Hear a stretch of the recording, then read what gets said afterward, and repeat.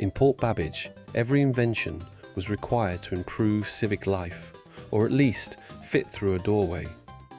Behold the Tickleback, the first portable time machine with cup holders and a responsible warranty.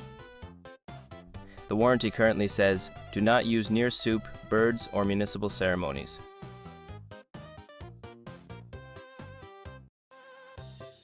The bulletin came from 1 hour ahead. At noon, the town clock would hiccup and everyone would repeat the same 30 seconds until bedtime, possibly longer. Then we go back, stop the first mistake, and return before my tea gets judgmental.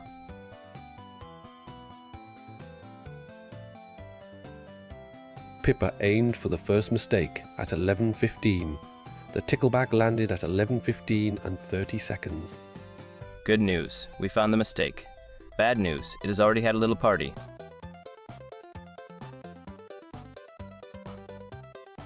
Custard, a feather, and a lever moved 30 seconds ago. Science has become crumbs with motives. The control log showed the lever had been moved by someone with official access, sticky fingers, and surprisingly tidy handwriting. New plan. We do not chase the event. We chase the embarrassment it leaves behind. So our superpower is arriving when everyone says, you should have seen it.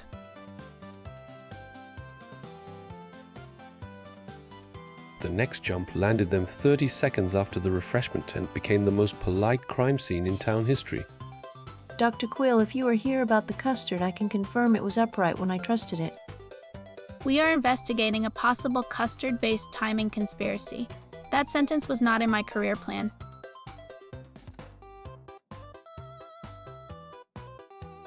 Mayor Button had seen Professor Tweakley leave with a spoon, a purple sleeve, and the expression of a man preparing to deny everything politely.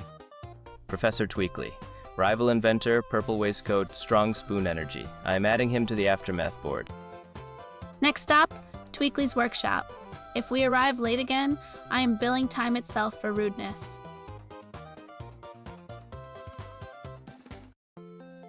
They arrived at Professor Tweakley's workshop exactly 30 seconds after the moment he would have looked most guilty. I object to that entrance. A man should be accused before the recipe cards fall, not after. Professor, did you move the clock lever, borrow the spoon, and leave custard prints at a civic machine? Only the spoon.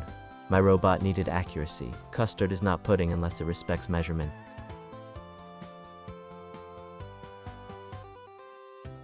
The professor had motive, style, and terrible timing. What he did not have was access to the clock lever. Ask the clock caretaker. She complained about a polite delay box installed by her young clipboard gentleman.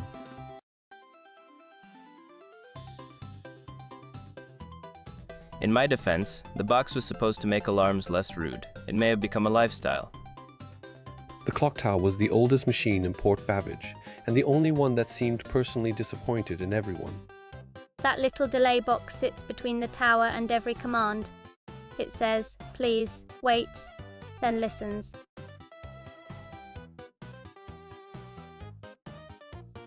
Leo, did you teach the town clock manners without asking the town clock? It kept interrupting the mayor. I thought a pause would be classy. Now every warning, lever, button, and time jump waited half a minute before taking itself seriously. At noon, the cooling command will be 30 seconds late. That is when the clock starts repeating itself. Then we have one job. Remove the delay box before noon, even if we are late to the idea.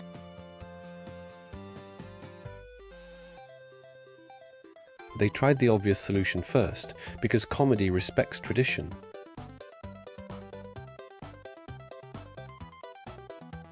We are now 30 seconds late to removing the thing that makes us 30 seconds late. They sent a warning to the mayor. It arrived after she had already smiled, waved, and pressed the ceremonial button. Wonderful. I pressed it exactly when the program said, "Why is everyone making cluck faces at me?"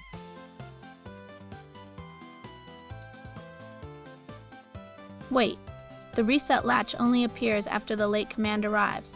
Late is not the bug. Late is the appointment. You are going to jump to 30 seconds after noon on purpose.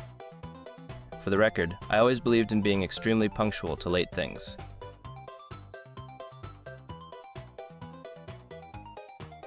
At noon and 30 seconds, Pippa arrived exactly where she had failed all morning, in the aftermath.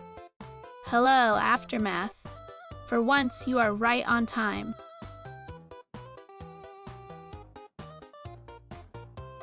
The latch will not stay open. It needs a stronger battery than the tower has. Pippa, that means the tickleback will lose its future battery. No more jumps today. Then it becomes a very expensive backpack, and poor Babbage gets it tomorrow. Fair trade.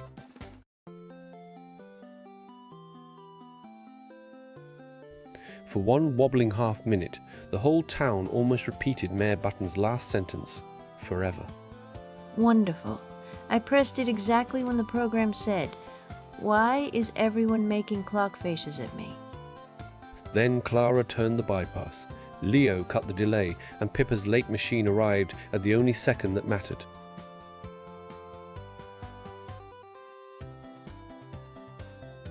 By afternoon, Port Babbage had escaped the loop, the ceremony had continued, and Pippa's time machine had become extremely honest luggage.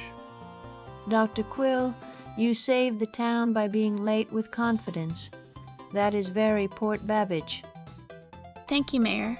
I will be updating the warranty to include soup, birds, and municipal ceremonies. As an apology, I offer custard measured to the milliliter and absolutely no suspicious spoon energy. I have retired the polite delay box. It is now a coaster, and it waits 30 seconds before judging cups. Pippa did not win the grant for time travel. She won a stranger one for proving that aftermaths can tell the truth if someone arrives willing to look. From now on, we investigate what just happened, why it happened, and whether anyone left custard near it.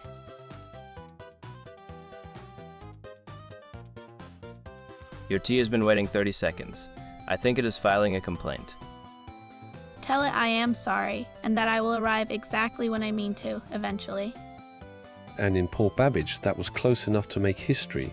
30 seconds after history had finished happening,